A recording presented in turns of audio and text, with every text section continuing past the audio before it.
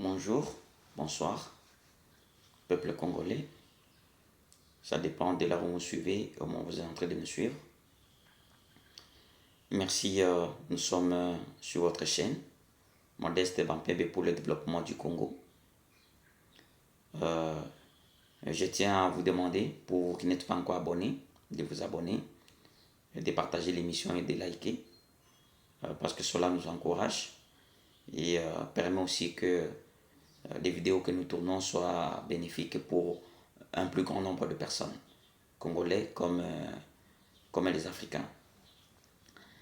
Alors, aujourd'hui, nous allons parler d'un sujet qui fait très mal. C'est voici comment les généraux fidèles à Kabila trahissent l'armée congolaise. Je pense que vous avez suivi une vidéo qui est déjà très virale du général Johnny Kachama, qui est l'actuel gouverneur de la province de l'Ituri, à l'est de la République démocratique du Congo, qui a fait une déclaration qui fait pitié, qui fait peur, très peur, qui fait mal au cœur. C'est lui étant militaire, et on sait que dans l'armée, tout le monde sait que l'armée, c'est une grande muette. L'armée, c'est une structure qui communique peu. Mais si un général de son rang parvient maintenant à faire une vidéo pour exprimer son ras-le-bol, c'est-à-dire que la trahison est arrivée à un niveau qu'on ne peut pas imaginer. Nous tous, nous avons jubilé quand nous avons vu les salaires des militaires tripler, quand nous avons vu les rations des militaires doubler, ainsi de suite. Mais curieusement, sur le plan des rations militaires, sur le plan de la prise en charge sociale des militaires, il y a toujours des couacs. C'est là que le général Johnny Kachama ne comprend pas. Il ne comprend pas. Il revient encore sur l'affaire des effectifs. Il y a eu plusieurs missions. Il y a eu plusieurs missions de contrôle sur les effectifs de l'armée congolaise au front, comme ici à Kinshasa ou dans les autres provinces. Mais ce problème-là, malheureusement, n'est pas résolu. Le général dit ceci, Johnny bien sûr. Et vous avez vu ce qui s'est passé à Goma. Par exemple, dans un régiment, on vous dit, c'est un régiment de 5500 hommes. Mais en réalité, à peine vous avez 300 personnes. 400 militaires. La ration, le salaire, les bottines, les armes, on envoie pour 5000 hommes. Mais en réalité, ce n'est pas ça le cas. Mais il existe une structure, une institution qui est censée contrôler les effectifs des armées, qui est censée contrôler les salaires des armées, qui est censée contrôler l'habillement de l'armée, qui s'appelle l'inspection générale militaire. Et cette structure est chapeautée actuellement par le général Tango Fort. Mon général, quel travail faites-vous? Qu'est-ce que vous faites exactement? Quel travail vous faites exactement? Votre collègue s'est plaint au front. Il dit, les veuves militaires ne sont pas payées, la ration vient encore de gouttes. Mais il dit, si vous regardez à Kinshasa, des sommes qui sortent pour soutenir les militaires au front dans leur ration, ce sont des sommes colossales. Qu'est-ce qu'on en fait avec? Qu'est-ce qu'on en fait avec? Cela n'est pas acceptable. Excellence, Monsieur le Président de la République, jusqu'à quand on va continuer avec ça?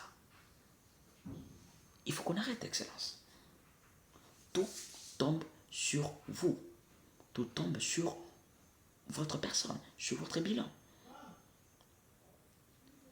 Mais on ne peut pas être bon. D'ailleurs, moi, je suis toujours contre qu'on dise qu'un président public est bon. Non, qu'on est chef.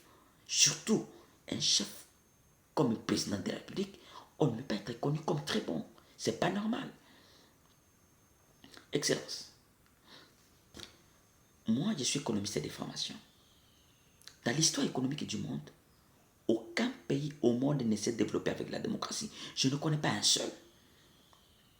La démocratie, c'est un régime politique pour les pays développés, pour les pays déjà organisés, où les mentalités ont changé, le comportement a changé, le bien-être économique est là. En ce moment, on peut vous donner la démocratie. Bon, enfin, ça peut se discuter, j'en suis sûr, et j'en suis d'accord. Mais Excellence, un général à qui on donne l'argent pour la ration militaire et qui en utilise autrement, qui détourne, mais c'est quoi son sort? C'est la mort. Il faut le fusiller ou le pendre. Je ne sais pas qu'est-ce qu'on peut lui donner encore comme punition. Moi, j'ai dit toujours que nous sommes une génération qui ne peut comprendre au Congo, bien sûr, qu'il n'y a pas la chicotte. Mais nos enfants, on va les éduquer. Nous sommes un peuple, excusez-moi, collectivement de très mauvaise qualité. On ne peut comprendre que par la chicotte. S'il n'y a pas la chicotte, on ne va pas comprendre. Excellence, s'il n'y a pas la chicotte, s'il n'y a pas le fouet, si on ne tue pas les gens pour changer ce pays, je suis désolé, on va tourner en rond. Qui n'est pas prêt à voler 1 million de dollars, 20 millions de dollars, s'il va faire en prison 10 ans puis il sort? Êtes-vous convaincu que quand vous allez travailler pendant 10 ans, vous allez avoir 50 millions de dollars, vous allez avoir 20 millions de dollars? Non, je vole, je fais 20 ans de prison, 10 ans de prison, et puis après je sors et je commence à l'utiliser. Les gens sont prêts à ça. Ce qui peut dissuader, c'est la mort. La seule chose qui peut dissuader, c'est la mort. Tu voles, on te tue. La peine de mort est là. Il faut prendre les gens, il faut qu'on tue les gens. L'argent des rations des militaires, vous détournez cela.